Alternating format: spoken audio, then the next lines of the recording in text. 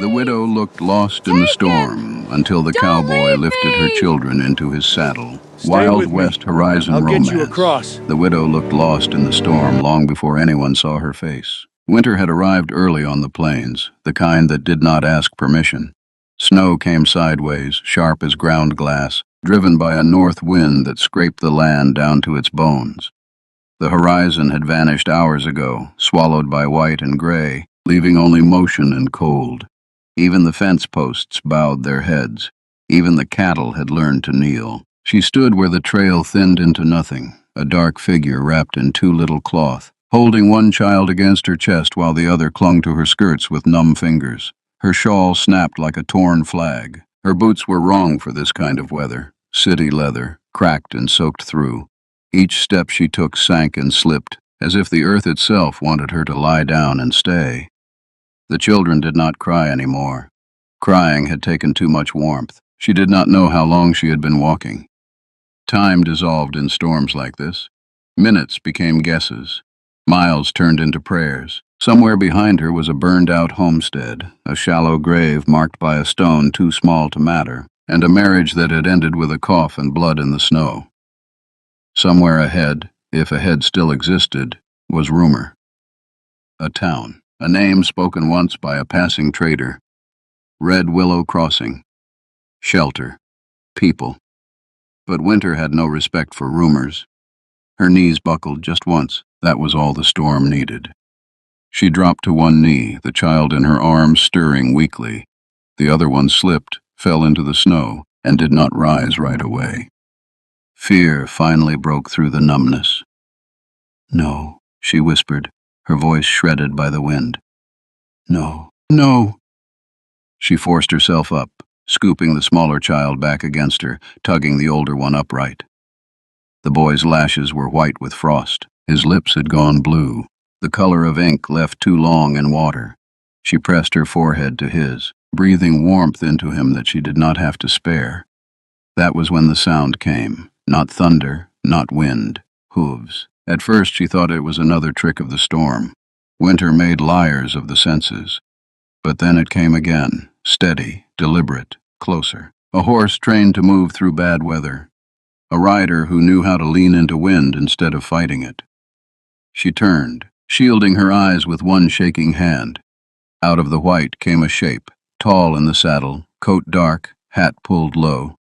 The horse was broad-chested, snow packed into its mane, breath steaming hard. Man and animal moved like one shadow carved out of the storm. The cowboy reined in sharply when he saw her. For a moment they just stared at each other through the snow. He took in everything at once. The way she stood between the wind and her children, the raw red of her hands, the exhaustion written so deep in her posture it looked like age. He saw the way the children sagged, boneless with cold. Christ, he thought. He swung down from the saddle without a word, boots crunching into the drift. Up close, he looked carved out of winter himself, beard rimed with frost, eyes pale and steady beneath the brim. He smelled like leather and smoke and horse. "Ma'am," he said, voice low so it wouldn't spook her, "you're going to freeze out here." She tried to answer. Nothing came. Her mouth moved around words that had already burned away. The boy at her side swayed. That decided it. The cowboy stepped forward, shrugging out of his coat in one motion and wrapping it around the older child first, tucking it in close. The boy barely reacted, only leaned instinctively into the warmth. "Easy," the man murmured, then turned to the younger one. The little girl whimpered when he touched her, but he was gentle, practiced. He lifted her easily, settling her against the saddle horn, shielding her with his body from the wind. Then, without asking, without ceremony, he reached for the boy and lifted him too. The widow made a broken sound in her throat. I can, she started. You can ride, he said, firm but not unkind. But they can't walk another step."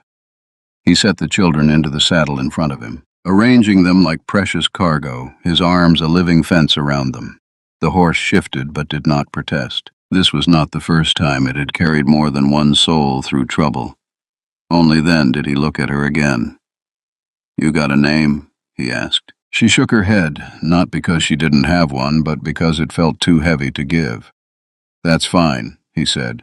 "You can borrow mine for now." He offered his hand. It took everything she had left to take it. He pulled her up behind him, settled her in close enough to steal heat, but not dignity.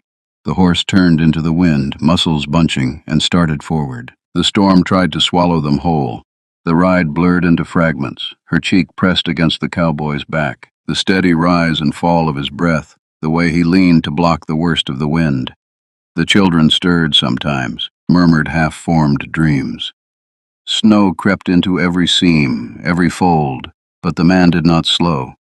When the lights finally appeared, they looked unreal, lantern glow floating in white emptiness, red willow crossing. It was nothing more than a handful of buildings crouched together for warmth, but it might as well have been a cathedral. He rode straight through the main street, ignoring the startled faces that turned toward them, until he reached a low, solid structure with smoke crawling out of the chimney.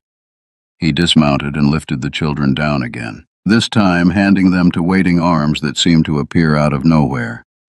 "Get them inside," he barked. "Now!" Someone took the boy. Someone else took the girl.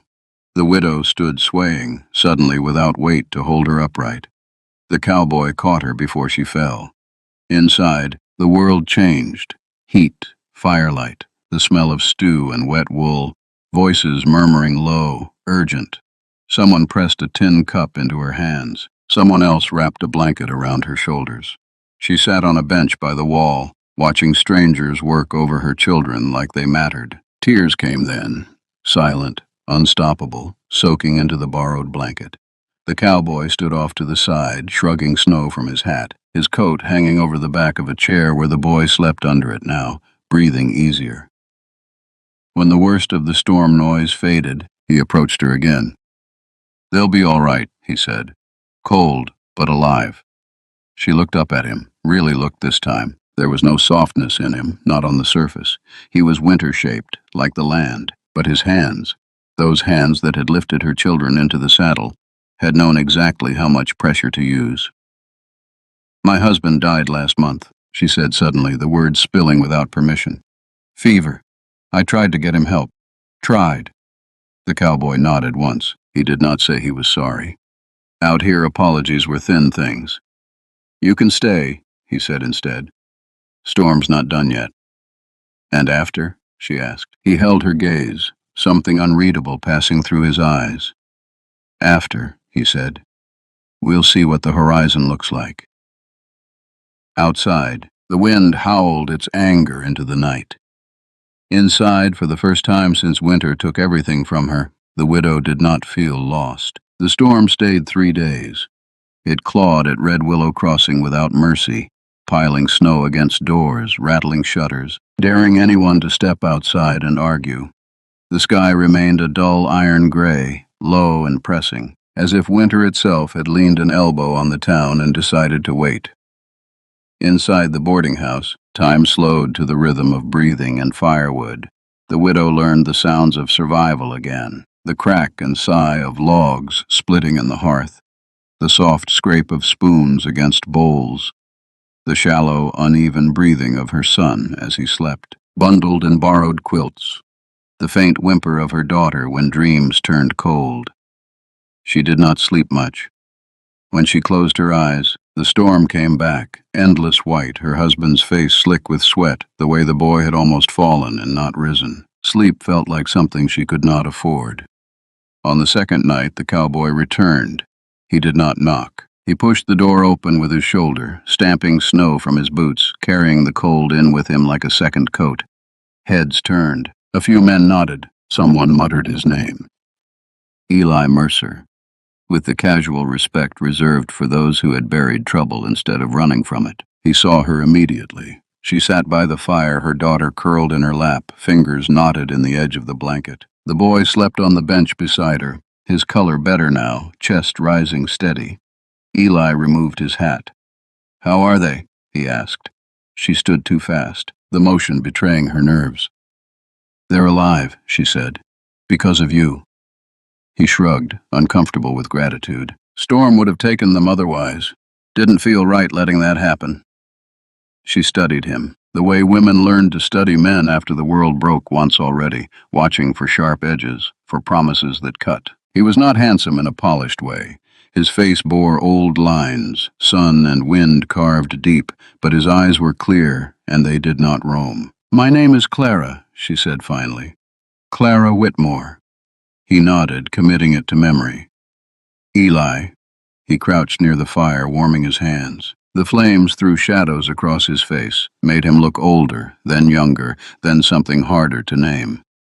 "They say the storm will break tomorrow," he added. "Roads won't be kind, but they'll exist again." Clara swallowed. "I don't have anywhere to go." The words fell heavy between them. Eli did not answer right away. He stared into the fire like it might give him permission or warning. "My place is north of here," he said at last. "Small, dry, has a roof that doesn't argue with snow. You and the kids can stay until you figure something else out." She searched his face. "Why?" That he had an answer for. "Because I lifted your children into my saddle," he said quietly. "Once you do that, you don't pretend they ain't your concern anymore." Her throat tightened. She nodded, afraid to speak. The storm broke the next morning the way old bones break, slowly, with protest. Sunlight crept across the snow in pale ribbons, revealing a world buried but breathing. Red Willow Crossing emerged cautiously, doors opening, boots testing drifts, voices returning to the air. They left by mid-morning. Eli's horse stood ready, saddlebags heavier now with supplies pressed on them by townsfolk who pretended it was charity for him, not her. Clara wrapped the children in layers, her hands steadier than they had been days ago. The ride north was quieter than the storm had been, but no less demanding. Snow-muffled sound turned the land into a wide, aching silence. Eli rode ahead, breaking trail. Clara followed on a borrowed mare, the children bundled between them, pressed close to warmth. She watched his back as they rode. The way he checked the horizon without looking nervous. The way he slowed without being asked when the mare stumbled. The way he turned his head just enough to make sure she was still there. It had been a long time since anyone had done that for her. Eli's ranch revealed itself late in the afternoon. A squat cabin tucked against a stand of evergreens, barn low and sturdy, smoke rising steady from the chimney. It looked like a place built to endure, not impress. Inside it smelled of pine, coffee, and old leather. He set the children down near the fire immediately, stoking it higher. Clara hovered, unsure where to stand, until he gestured. "You're not in the way," he said. "You're in shelter. Big difference." The days that followed fell into a careful pattern. Eli left early to tend animals, mend fences half buried in snow. Clara cooked what she could, cleaned what needed cleaning, tended the children. They spoke little, but it was not the sharp silence of strangers. It was the cautious quiet of people carrying too much history to spill all at once. At night, after the children slept, they sat by the fire. Eli whittled. Clara mended. On the fourth night, she spoke. "My husband wasn't always sick," she said, eyes on her needle. "He was strong once, built our house with his hands. When the fever came, it took him apart piece by piece. I watched him disappear." Eli did not interrupt. "When he died," she continued, "the land went with him. The bank didn't care about vows or winters, just paper and time." Her voice broke then just a little. "I didn't leave to find a future," she said. "I left to outrun hunger." Eli set his knife down. "My wife died 8 years ago," he said, as if stating the weather. "Childbirth. Took the baby too." Clara looked up. "I stayed alone because it was easier than explaining why I wasn't angry," he went on. "People expect grief to shout. Mine just sat." The fire cracked. Outside, wind moved through the trees, softer now, no longer hunting. That night, Clara dreamed without storms. Trouble came quietly. It always did. On the 7th day, Eli returned from checking the far fence with his jaw set and shoulders tight. Clara noticed immediately. "What is it?" she asked. "Tracks," he said. 3 riders, fresh." Her stomach sank. "From the town?" "Didn't come from there," he replied. "Came looking." She pressed a hand to her chest, feeling her heart beat too fast. "My husband owed money," she said. "I don't know who to." Eli met her eyes. They won't take your children. How do you know? Because I won't let them. There was no bravado in his voice, just fact. The riders arrived at dusk. 3 men, coats dusted with snow, faces hard with purpose. They dismounted without greeting. You harbor a widow named Whitmore, the lead man said. Eli stood in the doorway, filling it. I shelter a woman and her children, he replied. That's all. She owes, the man insisted. Eli stepped forward, boots sinking into snow, then speak to the ground. It's heard worse. The standoff stretched. Finally, the riders left, promising return. That night, Clara sat awake, staring at the fire. I'll go, she said softly, before they come back with more. Eli shook his head. You leave. Winter takes you, or men worse than them do. Then what? She whispered. He looked at her, really looked, at the lines winter had etched into her face, at the fierce way she watched over her children even in fear. Then, he said, we stop running. Outside, the horizon lay quiet under snow. Inside, something stronger than fear began to take shape. The second storm came without announcement. It did not roar like the first. It crept. Snow fell straight down, quiet and heavy, smothering tracks, muting sound, turning the ranch into an island cut loose from the rest of the world. By nightfall, the trees stood burdened, their branches bowed low like old men under regret. Eli felt it in his bones before he saw it, the kind of weather that made men desperate and foolish. He checked the rifle twice before setting it by the door. Clara noticed. You think they'll come back tonight? She asked. I think men who promise trouble don't like to wait, he said. The children slept in the loft now, warmer there, wrapped in quilts that smelled like soap and smoke. Clara watched the ladder like it was a lifeline, her body angled toward it even as she worked her hands through a bowl of dough. I don't want them to see, she said. They won't, Eli replied, not if I can help it. The knock came after dark, not loud, not polite.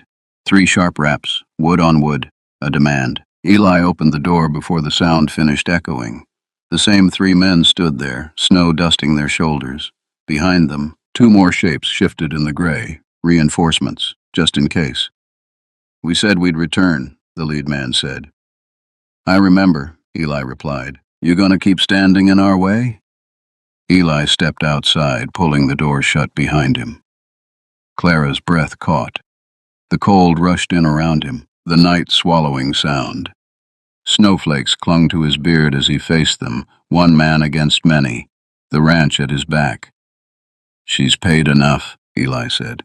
Lost her husband, lost her land. That's your due. The man laughed, humorless. Debt don't care about grief. Eli's voice hardened. Neither do I. The first punch came fast.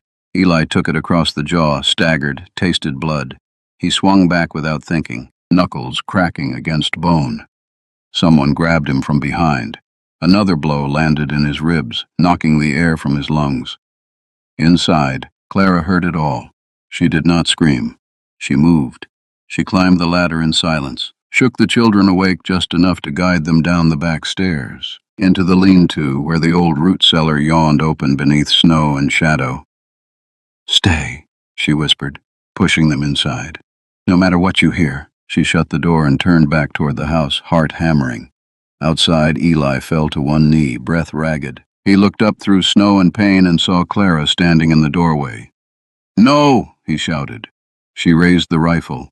Her hands shook, but not enough. I said leave, she called out, her voice cutting through the night sharper than any blade. You don't own us. The men hesitated. They had not expected that. The lead man spat into the snow. You'll regret this. Maybe, she said, but not tonight. For a long moment, no one moved. Snow fell. Breath steamed. Then one man laughed, uneasy. Ain't worth dying for. They backed away, slow at first, then quicker, mounting horses and disappearing into the white. The silence afterward rang louder than the fight. Eli sagged against the porch rail, blood streaking his lip. Clara dropped the rifle and ran to him, catching his weight. "You shouldn't have," he started. "I should have," she said fiercely. "I'm done being carried by storms." She helped him inside, cleaned his wounds with shaking hands. He watched her from the chair by the fire, something new in his eyes. Not pity, not obligation. Recognition.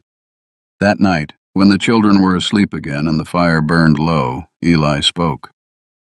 "They'll come back," he said, "with papers, or guns, or both."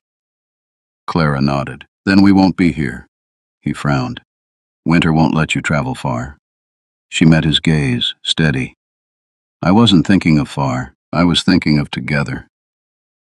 The words settled between them, heavy and bright. Eli leaned back, exhaling. "There's land west," he said slowly. "High ground, hard to reach, harder to take." "You'd leave?" she asked. "I already did," he replied. They left before dawn. The snow was deep, the cold biting, but the sky had cleared just enough to promise passage. Eli loaded the sled, harnessed the horse, checked every strap twice. Clara bundled the children, her movements sure now, purposeful. As they pulled away from the cabin, she looked back once. It had given her shelter. It had given her time. That was enough. The journey west was brutal. The path narrowed, climbed, twisted through rock and pine. Wind cut sideways. More than once, Eli had to lift the sled over drifts while Clara steadied the children, murmuring songs her mother used to sing. On the third night, the storm caught them again. They sheltered in a ravine, huddled under canvas, the horse pressed close for warmth. Eli's breath came shallow. The fight had cracked more than skin. Clara held him through the night, counting his breaths, refusing to sleep. "You didn't have to stay," he murmured at one point, fevered. "Could have saved yourself." She pressed her forehead to his. "I did." By morning, the storm passed. The land opened up before them, high, wind-scoured, honest, no roads, no fences, just sky and space and silence. They stopped there. Spring would be months away. Winter would test them again.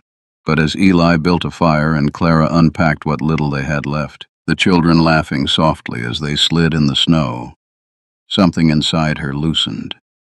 For the first time since her husband's last breath, the horizon did not feel like a threat. It felt like a beginning. Winter did not loosen its grip just because they had chosen to stay. Up on the high ground, the cold came sharper, cleaner, stripped of mercy and pretense. The wind did not howl here. It pressed. It leaned into bone and breath and waited to see who would give first. Eli built the shelter the way men did when they knew storms personally. Low profile, thick walls, snow packed into every crack until the structure became part of the land instead of something fighting it. Clara helped where she could, hauling, packing, holding timbers steady with raw red hands. The children gathered pine needles, their laughter bright against the white, learning early that survival did not mean silence. At night they slept close, not out of romance, out of necessity. 3 bodies wrapped together held more warmth than one. Eli slept on the outside, back to the wind, shoulders braced. Clara lay between him and the children, one hand always resting on a small chest, counting breaths without thinking. There were nights she woke tangled in his arm, his hand curved instinctively around her waist, as if even in sleep he understood what needed guarding. She did not move away. Neither did he. The first real test came with hunger. Supplies thinned faster than expected. Traps came back empty. Snow covered tracks before they could read them. Eli's jaw tightened with every careful rationing. Every decision weighed against the children's needs. One evening, Clara split the last of the flour into portions so small they looked like mistakes. "We'll manage," she said. Though her voice wavered, Eli watched her hands. "You always say that." "Because it's always been true," she replied, even when it hurt. That night Eli did not sleep. Before dawn, he strapped on his snowshoes and rifle, kissed the children's foreheads gently enough not to wake them, then paused by Clara. She stirred. "You're going far." "Far enough," he said. "Come back," she whispered. He leaned down, resting his forehead against hers, breath mingling. I intend to. He was gone 2 days. Clara held the line. She taught the children how to stay quiet, how to keep moving to stay warm, how to listen for wind changes. She told them stories at night, soft ones, about green fields and bread ovens and fathers who laughed loud. She did not tell them how afraid she was. On the second night, the wind shifted. A low moan rose from the valley, the kind that carried warnings.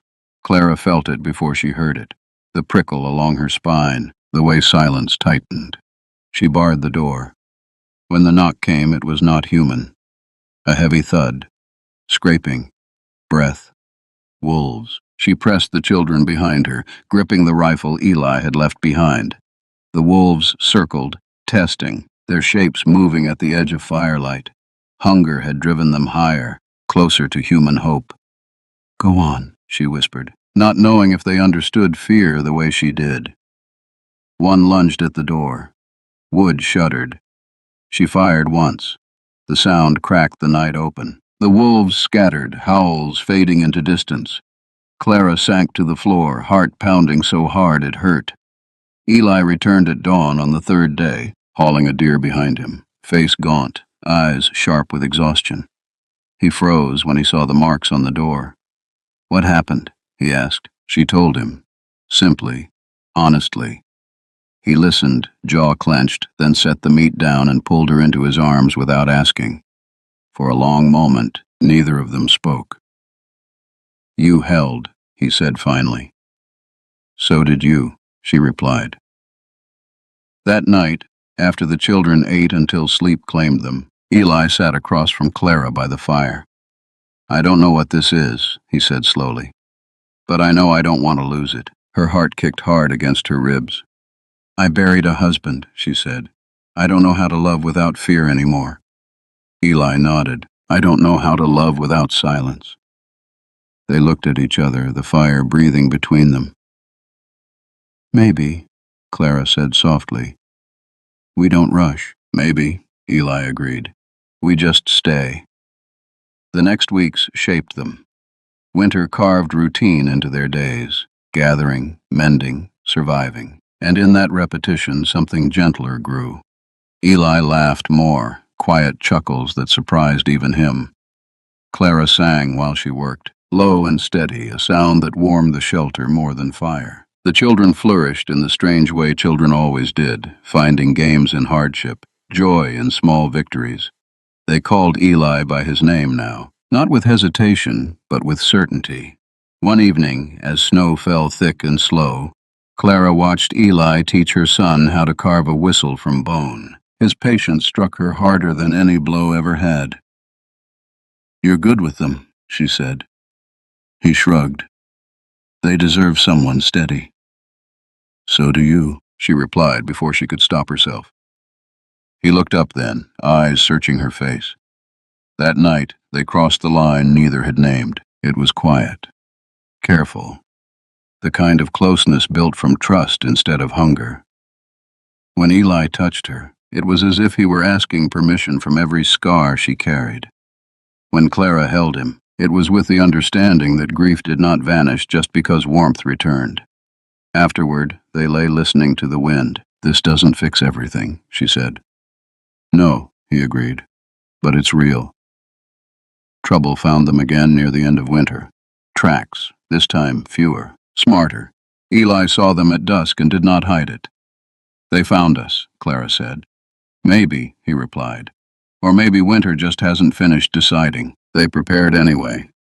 Snow fell through the night, thick and blinding. At dawn, figures emerged at the edge of the ridge. 2 men, cautious, armed. Eli stepped out to meet them. Clara watched from the doorway, rifle steady, children hidden behind her. The men spoke, words lost to wind. Then one raised a hand, not in threat, but acknowledgement. They left. No fight, no promises, just disappearance.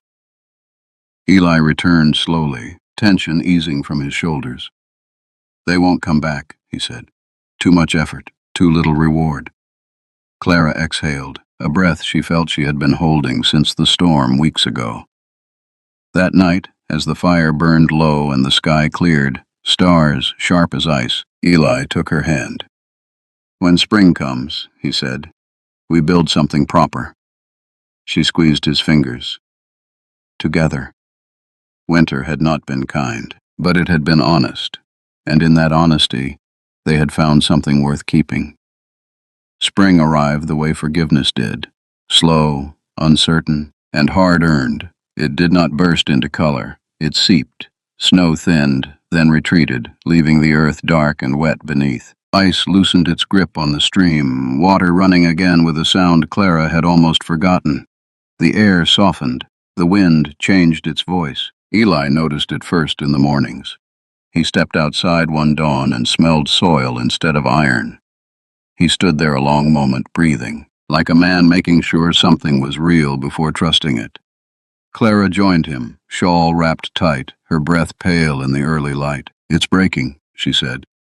"Yes," he replied, "for good this time." They worked differently now. Where winter had demanded survival, spring allowed planning. Eli set posts, straightened walls, marked ground that would hold if treated right. Clara cleared stones, turned earth, planted what seeds they had saved like small acts of faith. The children followed, barefoot the first warm day they were allowed, shrieking at the shock of cold mud and laughing like the world had never frightened them. They built a house that faced the sunrise, not large, not proud, just solid. Every beam carried memory, storms endured, nights counted in breaths, meals split into mercy. Eli carved the doorway himself, slow and precise. Clara stitched curtains from flour sacks, her hands sure, her face lighter than it had been in years. One evening, as the sun dropped low and painted the hills gold, Eli stood watching her hang those curtains. "You ever think about leaving?" he asked. She shook her head without hesitation. "I already did. This is where I landed." He nodded, accepting that. The children began to call it home without being told. The boy helped Eli set fence lines, serious beyond his years, learning the weight of tools and responsibility together. The girl followed Clara everywhere, asking questions that had no easy answers, accepting the ones that did. One afternoon, while washing clothes by the stream, Clara felt a sudden sharp awareness of warmth, of steadiness, of a life that did not feel borrowed anymore. That night, she told Eli. He did not speak at first. He sat beside her on the edge of the bed, hands folded, eyes distant. "Are you afraid?" she asked. "Yes," he said honestly, "and grateful."